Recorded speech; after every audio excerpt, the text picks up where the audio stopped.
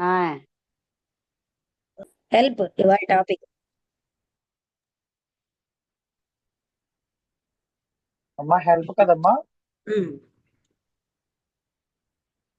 Help ఒకటేనమ్మా, ఇంకేమన్నా? Help అని. Okay అమ్మా. ఓం శ్రీ సద్గురుభ్యో నమః. 8/9/2025 the commentaries on living by Jiddu Krishnamurti గారు. హెల్ప్ అనే టాపిక్ మీద శ్రీ లక్ష్మీ మేడం గారు సంభాషణ చేసి వివరణ చేస్తారు పార్ట్ 2 పుస్తకంలోంచి. వీధులన్నీ కూడా జనంతో, షాప్స్ అన్ని వస్తువులతో ఉన్నాయి. ఇది అయిపోయిందా? అది ఆ ఊర్లో, అక్కడ మంచి ఆ టౌన్ లో చాలా ధనవంతమైన భాగం. వీధుల్లో అన్ని రకాల ప్రజలు, ధనవంతులు, పేదవాళ్ళు, లేబర్స్, ఆఫీసు వాళ్ళు అందరూ ఉన్నారు. అన్ని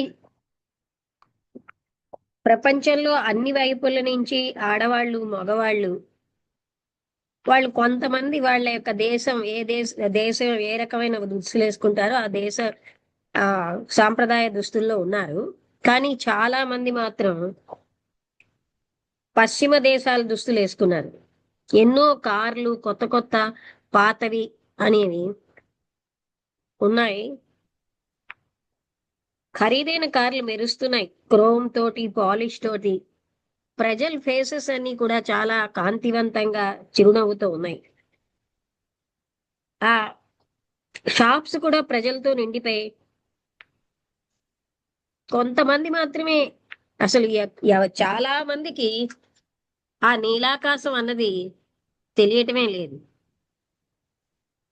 ఎరుకలో లేరు. ఆ షాప్ విండోస్ అందరినీ ఆకర్షిస్తున్నాయి. అక్కడున్న బట్టలు, జోళ్ళు, కొత్త కార్లు, ఆహారం యొక్క డిస్ప్లేసు, ఆ పావురాలు అన్ని చోట్ల ఉన్నాయి. ఆ కారు మధ్యలో అలా అంటే ఇక్కడ అక్కడ అన్ని చోట్ల ఆ కార్ల మధ్యలోని కూడా ఆ పావురాలు ఉన్నాయి. ఒక బుక్ షాప్ ఉంది, అందులో అన్ని లేటెస్ట్, ఇప్పుడిప్పుడే అంటే ప్రింట్ అయిన పుస్తకాలు రకరకాలైన ఆథర్స్ తో ఉన్నారు. ప్రజలకి ప్రపంచంలో ఏదీ కేర్ చేయట్లేదు. యుద్ధం ఇంకా దూరంలో ఉంది. అది మన ఈ భూమండలంలో వేరే దగ్గర జరుగుతుంది. ధనము, ఆహారము, పని చాలా ఉన్నాయి. ఎంతో ఎక్కువగా సంపాదిస్తున్నారు, ఖర్చు పెడుతున్నారు. ఆ వీధులన్నీ పెద్ద పెద్ద బిల్డింగ్స్ తో, చెట్లే లేవు. అదంతా ఎంతో ధ్వనితో ఉంది. అక్కడ చాలా విచిత్రమైనటువంటి రెస్ట్లెస్నెస్ ఉంది. అంటే వాళ్ళకి అన్నీ ఉన్నాయి కానీ ఏమీ లేవు. అలాంటి ఒక విశ్రాంతి లేని స్థితి ఉంది. ఒక పెద్ద చర్చ్ అనేది అక్కడ ఆ ఫ్యాషనబుల్ షాప్స్ మధ్యలో ఉంది. దానికి ఆపోజిట్ గా ఒక బిగ్ బ్యాంక్ ఉంది, పెద్ద బ్యాంక్. రెండు కూడా అవసరమని అనిపిస్తోంది. ఆ పెద్ద చర్చిలో ఒక మత బోధకుడు సర్ప్రైజ్ అంటే ఆయన అండ్ స్టోల్ వాస్ అంటే అతను నిలబడి ఏదో బోధిస్తున్నాడు. అంటే ఎవరి కోసం? మనుషుల కోసం బాధపడినటువంటి వ్యక్తి కోసం ఆయన బోధిస్తున్నాడు. అక్కడ ప్రజలు నీల్ డౌన్ చేసి ప్రేయర్ లో ఉన్నారు. క్యాండిల్స్ ఉన్నాయి. ఇడాల్స్ అంటే విగ్రహాలు, ధూపాలు అన్ని ఉన్నాయి. ఆ ప్రీస్ట్ ఏదో చెప్తే మిగతా ఆ గుంపంతా సమాధానంగా ఏదో అరిచింది. చిట్ట చివరికి వాళ్ళందరూ నిలబడ్డారు. వాళ్ళు వాళ్ళ యొక్క ఆ సూర్యకాంతితో ఉన్నటువంటి వీధుల్లోకి వెళ్ళిపోయారు. ఆ షాప్స్ లోకి ఆ ఎన్నో రకాల వస్తువులతో ఉన్న షాప్స్ లోకి వెళ్ళిపోయారు. ఇప్పుడు ఆ చర్చ్ సైలెంట్ గా ఉంది. ఏదో కొంతమంది మాత్రమే అక్కడ ఉన్నారు. వాళ్ళు వాళ్ళ ఆలోచనల్లో నిమగ్నమయ్యారు. అక్కడ డెకరేషన్స్, ధనవంతంగా కలర్స్ తో ఉన్నటువంటి ఆ విండోస్, అక్కడ ఉన్నటువంటి పల్పిట్ అంటే ఆ పల్పిట్ అంటే ఒకసారి చూడు. ULPIT.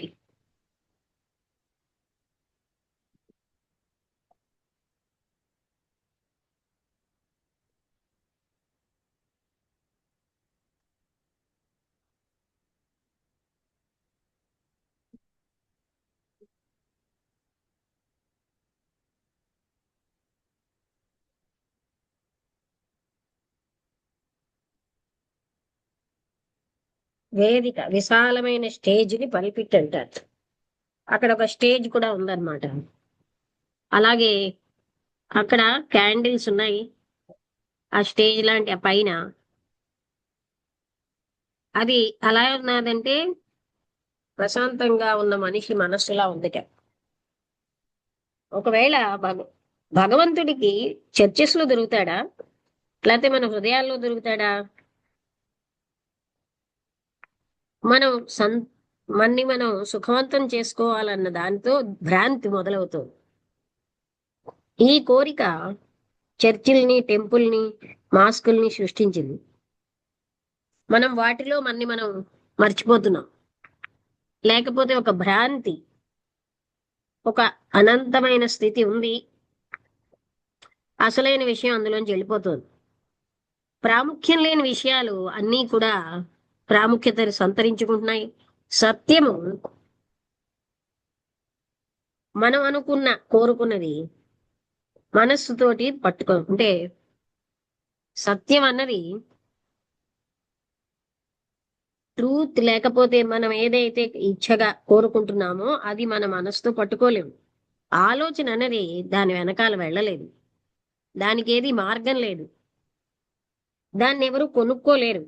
పూజలతోటి, ప్రార్థనలతోటి, స త్యాగాలతోటి. ఒకవేళ మనకి కంఫర్ట్ కావాల్సి ఉంటే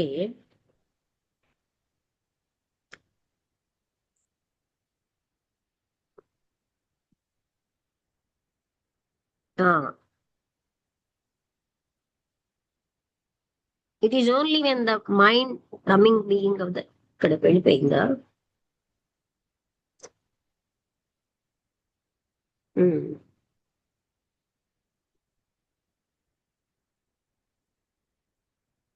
but with it come further pain.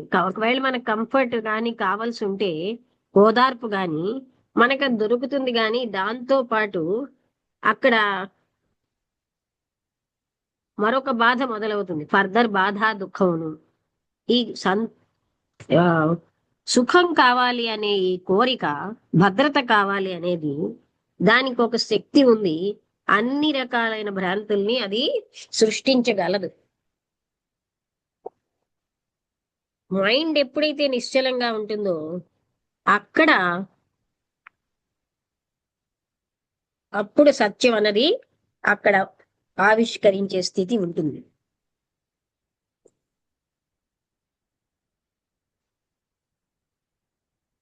మనం ఇన్ని సంవత్సరాలలో ఈ విషయంలోకి వెళ్ళలేదంటారా అని ఆ ఎస్ అడిగారు. ఐ అనే for one I'm not seeking a guru. నేను ఒక గురువుని గాని టీచర్ని గాని వెతుక్కోవటం లేదన్నారు ఆయన. I don't think I have and I would. ఇదేంటి, ఇది అయిపోయిందా? మీరు ఎవరికైనా తెలుసా? అవలేదు కదా రమణ? అమ్మా ఇది అయిపోయిందా? అవ్వలేదమ్మా, టాపిక్ అవ్వలేదు. అయితే నేను చదివేనేమో, అందుకే నాకు ఏదో పరిచయంగా ఉన్నట్టు. I don't think I have. నాకేమో and I would like to explore this. ఈ కోరిక ఏంటంటే ఎవరో ఒక గురువు కావాలి, సహాయం కావాలన్న దాన్ని నేను పరిశోధిస్తున్నాను. నేను విండో షాపింగ్ లాగా ఒక దగ్గర నుంచి ఇంకో దగ్గరికి, ఒక గురువు నుంచి ఇంకో దగ్గర గురువులకిను, various teachers, I do not now go window shopping, అలానే వెళ్ళను. పాత గురువులైనా కొత్త గురువులైనా ఒకసారి ఒకప్పుడు నేను చేసినట్టుగా. కానీ నాకు సహాయం కావాలి. ఎందుకు కావాలో తెలుసుకోవాలనుకుంటున్నాను. అయితే నాకు ఏ రకమైన సహాయము లేని ఆ సమయం ఉంటుందంటారా? వ్యక్తిగతంగా నేను ఇక్కడ ఉండకపోను. ఒకవేళ నాకు ఏ సహాయం దొరకకపోతే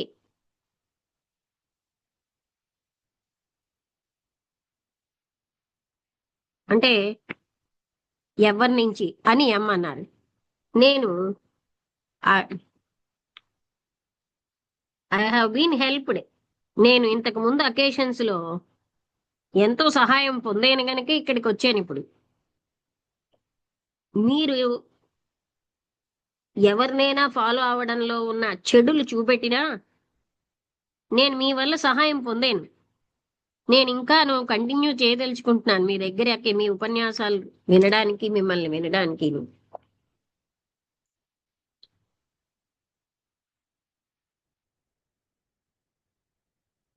ఐ హావ్ బీన్ హెల్ప్డ్.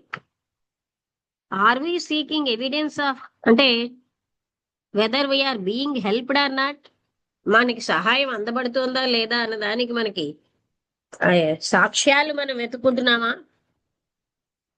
ఒక డాక్టరు ఒక చిన్న పిల్లవాడి యొక్క చిరునవ్వు, లేకపోతే ఆ బాటసారి ఒక సంబంధం, ఒక ఎగురుతున్న ఆకు ఆ గాలితో, అలాగే క్లైమేట్ మారడం, ఒక గురువు, ఇవన్నీ కూడా సహాయం చేస్తున్నాయి.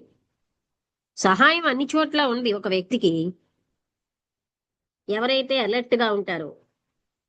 కానీ మనలో చాలా మంది నిద్రిస్తున్నారు ప్రతి విధాని విషయంలో, ఒక పర్టికులర్ టీచర్ విషయం, ఒక పుస్తకం విషయంలోని తప్ప. అదే మన సమస్య. నేను ఏదైనా చెప్పినప్పుడు మీరు అటెన్షన్ పే చేస్తారు, కానీ ఎవరైనా సరే అదే విషయాన్ని చెప్తే బహుశా డిఫరెంట్ పదాల్లో సమ్వన్ మీరప్పుడు చెవిటి వాళ్ళలా ఉంటారు. మీరు ఒక్కరినే వింటారు, మీకు ఇష్టపడిన వాళ్ళని, మీరు ఎవరైతే ముఖ్యం అనుకుంటారో, అథారిటీ అనుకుంటారో.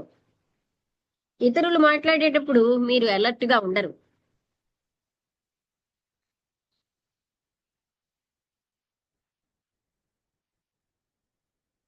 అంటే అప్పుడు ఆయన అంటున్నారు, కానీ మీరు చెప్పినది మాకు చాలా ప్రాముఖ్యం అనిపిస్తున్నదని అన్నారు. అందుకనే నేను మిమ్మల్ని వింటాను అటెంటివ్ గా. మరొకరు ఎవరైనా చెప్పినప్పుడు తరచుగా అది ఎక్కువగా ఉంటుంది, డల్ గా ఉంటుంది. బహుశా నేనే డల్ గా అయిపోతున్నాను. పాయింట్ ఏంటంటే మిమ్మల్ని వినడంలో మాకు సహాయం అవుతోంది, అందుకని నేను ఎందుకు వినకూడదు? ప్రతి ఒక్కరూ కూడా నేను మిమ్మల్ని ఫాలో అవుతున్నాను అన్నా సరే, నేను ఇక్కడికి వచ్చి నాకెంత తరచుగా రాగలిగితే అంత తరచుగా వచ్చి నేను ఇలా అంటే ఎంత వీలు ఉంటే అంత ఎక్కువ సార్లు నేను వస్తూనే ఉంటాను. మనం ఒక్క పర్టికులర్ దిశ నుంచే సహాయం ఎందుకు ఆశిస్తున్నాం? మిగతా దిశలన్నీ ఎందుకు క్లోజ్ చేసేసుకుంటున్నాం?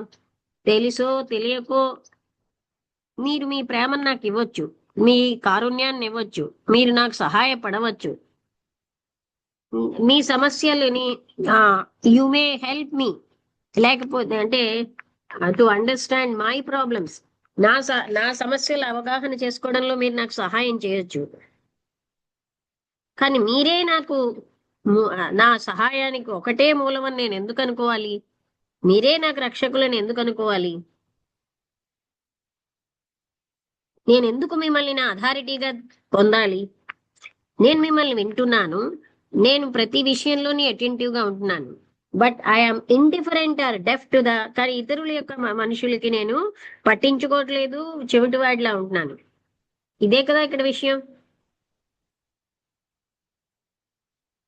మీరేం చెప్తున్నారంటే మీరు మేము సహాయం ఆశించకూడదు అని మీరు చెప్పట్లేదు. కానీ మీరేమంటున్నారంటే మేము ఎందుకని ఇంపార్టెన్స్ ఎవరు సహాయం చేస్తే వాళ్ళకే ఇవ్వాలి, వాళ్ళనే మా అథారిటీగా తీసుకోవాలి, అదే కదా మీరు అనేది అన్నారు. ఇంకా నేనేమంటున్నానంటే మీరు ఎందుకు అన్వేషిస్తున్నారు సహాయం? మీరు సహాయం అన్వేషించేటప్పుడు ఆ వెనకాల కోరికేంటి? కాన్షియస్ గా ప్రత్యేకంగా మనం సహాయాన్ని అన్వేషిస్తే అది ఒక ఎస్కేప్, అది ఒక ఓదార్పు కాదా? మనం ఏమిటి అసలు అన్వేషిస్తున్నాం?